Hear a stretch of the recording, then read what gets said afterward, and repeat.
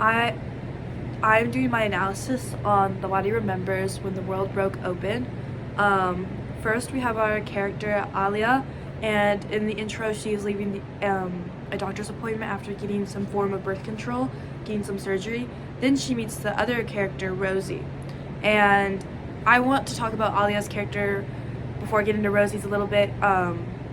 Alia reminded me of the token Native American celebrity. She was the same celebrity or same actress in Blood Quantum, which I thought was interesting. And I noticed I was reading through the actress's films that they were all primarily Native American focused, or she played the Native American character. I thought that was really interesting and kind of a connection to what we've been learning about characters throughout movies and TV shows. But in the film, we also see Rosie. She's a mom, or about to be a mom, dealing with abuse, and it was just kind of reminded me of the documentaries we were just watched about how a lot of women, specifically Native American women, dealt with sexual abuse, rape, trauma, being abducted, and all that. And it was just interesting to see Rosie and Alia's connections throughout the film. Sorry if I'm not pronouncing Alia's name right. But they had this connection, and Alia was really trying to help Rosie.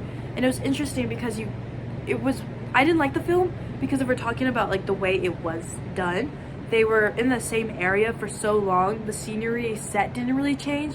They were in the house, and I don't know. It just wasn't my favorite movie. This was probably one of my least favorites I watched overall in this class.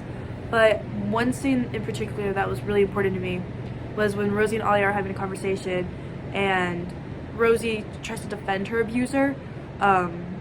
And she goes, "He's good, he buys me stuff," and neglects all the abuse and emotional abuse. She also mentioned that he would call her fat and hurt her, all the stuff on her neck and face. And I don't know, it just kind of reminded me how I don't know if it was supposed to be a mirror effect of how no matter what happens, you always try to look in the good, and kind of no matter how much damage could be done to the Native American people, they had to just look for the good. That could be completely off. That's what I kind of got from it.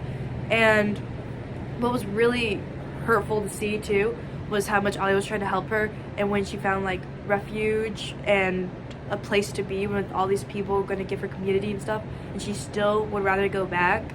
And in the end of the film, you watch as she turns her back to Alia and walks back to the apartment where she first found her being abused.